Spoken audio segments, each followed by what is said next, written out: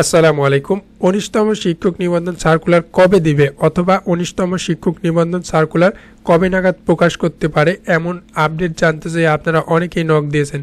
এই ভিডিওতে আমরা আলোচনা করব বিস্তারিত তথ্য এবং একই সাথে আলোচনা করব ১৯তম শিক্ষক নিবন্ধন কেন আপনার জীবনে বড় একটি সুযোগ বা চান্স হয়ে আসতেছে সে সকল কারণ, এবং একই সাথে ১৯তম শিক্ষক নিবন্ধনে নতুন কি ধরনের পরিবর্তন আসছে জানা যাবে এই ভিডিওতে। চলুন শুরু করা যাক। তার আগে আপনাদের বলতে চাই, আপনারা যারা আমাদের চ্যানেলটিতে নতুন তারা কাইন্ডলি আমাদের চ্যানেলটি সাবস্ক্রাইব করে বেল আইকন অন করে রাখবেন। এতে করে ১৯তম শিক্ষক নিবন্ধন সার্কুলার এবং কিভাবে আবেদন করবেন, একই সাথে কিভাবে প্রস্তুতি গ্রহণ করবেন সে সকল তথ্য জানতে পারবেন। এছাড়া বাংলাদেশের অন্যান্য চাকুরি এবং শিক্ষাগত তথ্য এখানে পাবেন ইনশাল্লাহ। চলুন ফিরে আসা যাক মূল ভিডিওতে। আমরা প্রথমেই আলোচনা করব ১৯তম শিক্ষক নিবন্ধন সার্কুলারে যে সুযোগগুলো আপনি পেতে চলেছেন বা পাবেন সেই সকল কারণসমূহ।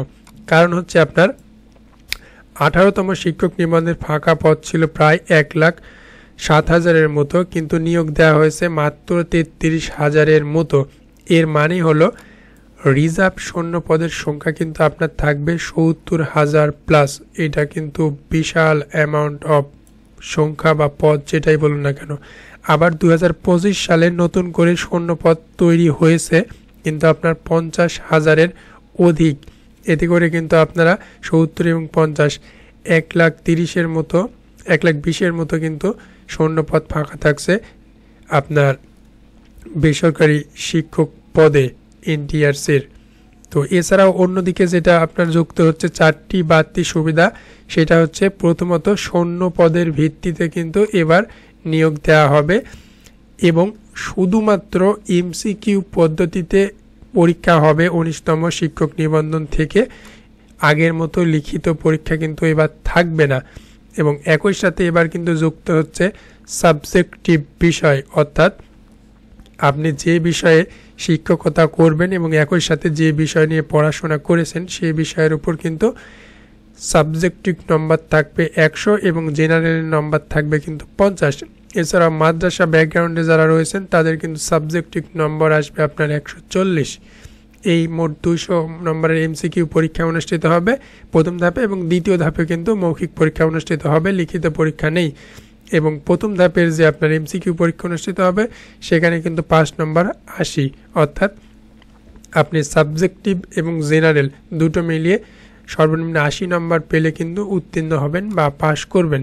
ঠিক আছে, এবার কিন্তু কোনো ধরনের কোটা নেই, কোটা ছাড়াই কিন্তু এবারের নিয়োগ বিজ্ঞপ্তিটা হবে।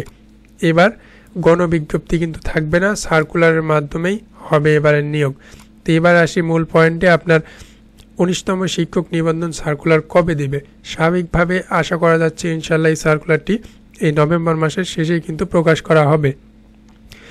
দ্রুতই প্রকাশ করা হয়তো আরও, কিন্তু আপনার প্রাইমারি প্রথম ধাপের এবং দ্বিতীয় ধাপের সার্কুলার প্রকাশ করা হয়েছে এবং একই সাথে বিসিএস এর যে আপনার ৫০তম বিসিএস তার সার্কুলার কিন্তু নভেম্বর মাসের প্রথম সপ্তাহে প্রকাশ করার কথা ছিল। সেটা কিন্তু আপনার নন ক্যাডার পদ ঠিক না হয় এখনও প্রকাশ করা হয়নি, যার কারণে সেটা পেন্ডিং আছে। আপনার স্যার ওইটা দেওয়ার পরে এইটা দিবে আশা করা যাচ্ছে, যদিও আপনার পিএইচসি এবং নিবন্ধন দুইটা আলাদা, অর্থাৎ বিসিএস, তারপরেও সেটা অনেক একটা ভাইটাল পার্ট, যার কারণে প্রাইমারি দিয়েছে এবং ৫০তম বিসিএসের সার্কুলার দিবে। তারপরে কিন্তু আপনাদের ১৯তম শিক্ষক নিবন্ধনের সার্কুলার আসছে ইনশাল্লাহ। তো সার্কুলার এখানে আপনারা জানতে পারবেন অফিসিয়ালি যখন প্রকাশ করা হবে। এছাড়াও কিভাবে আবেদন করবেন, কিভাবে প্রস্তুতি গ্রহণ করবেন, বিস্তারিত তথ্য এখানে জানতে পারবেন ইনশাল্লাহ। ভিডিওটি ভালো লাগলে লাইক কমেন্ট শেয়ার করবেন, একই সাথে চ্যানেলটি সাবস্ক্রাইব করে রাখবেন। সকলকে ধন্যবাদ। আসসালামু আলাইকুম।